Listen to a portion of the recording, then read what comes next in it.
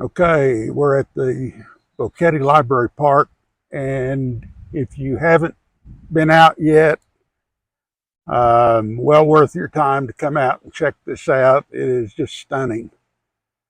Lots of people today. I found a shady spot up here with the ducks, so I'm hiding out. But wanted to do the. We had a book that we posted, or a study that we posted about aging, and Dr. Jonathan Glass bumped on it in his last talk, and so I wanted to cover some of the high points of that because I thought it was very valuable and very pertinent to what we're finding and what we're discovering.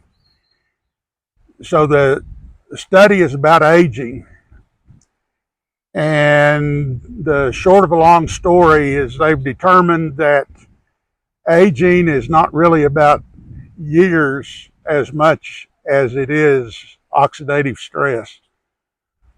So the number one combatant of oxidative stress is glutathione. So we've got a chart, and I'll put it up in a minute, but we've got a chart that shows that from about the age of 20, the body stops producing as much glutathione, and it begins to decline all the way out to about age 50 or 60. And by the time you're my age, the body's not doing a whole lot of glutathione on its own. So consequently, the liver's not working as efficiently as it could to clean the blood. And over time, if you could imagine your sink being stopped up and walking into the kitchen and looking in your sink, and you see cucumber shavings and hamburger chunks and grease around the edge, and the water's kind of this gray, murky color, well, that's what's happening in your blood.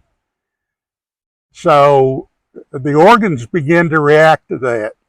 And before you know it, you've got all of these, what we call diseases and issues of old age. So the synopsis is that if the levels of glutathione were kept at a certain level, then the condition of aging would be a completely different situation. So um,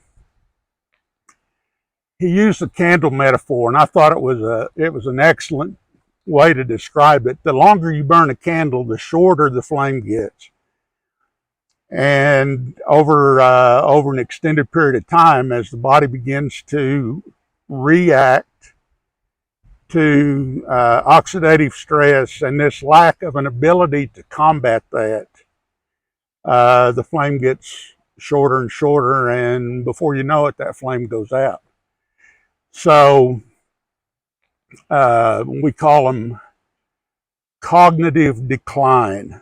I like that one. Um, all different types of aging diseases, and we see people succumbing to that all the time, and you all know what I'm talking about. So when the blood's dirty, it clumps, and it begins to the platelets are naturally slippery, and they're meant to go down these very, very tiny capillaries and nourish the body. The life of the body's in the blood. And so you hear the conditions of tingling in the feet, tingling in the fingers, neuropathy, all these different kind of conditions where that part of the blood, that part of the body is not being nourished. And so with glutathione, part of the function, not all of the function, but part of the function of glutathione is to make sure that that happens. And so as it begins to do what it's designed to do, you find a lot of those issues resolving. In fact, they resolve on their own. And I've posted a lot of my personal experience with what we've seen, and part of the part of the excitement, I think, that I feel, because I've tried a lot of different things. And this whole thing with aging, was like this monster that kept sneaking up on you, and before you know it, you've got to deal with it. But since we've made this discovery, we found that a lot of these conditions are reversible. And so to give our bodies the absolute best chance and the absolute most positive situation that we can to deal with, we found that that's what works for us. So in summary, aging, in the aging theory of oxidation, is caused more from oxidative stress than it is from the accumulation of years. And if you can reduce oxidative stress, then you're going to reduce a lot of the visible signs or the visible conditions that we call aging. So I can't cover it all in this video. We've been about 6 minutes into it now, and the ducks are wanting something to eat. So if you have any questions, let me know. Add it in the group here, and either Carol or myself will be happy to answer those for you. And once again, thanks for watching.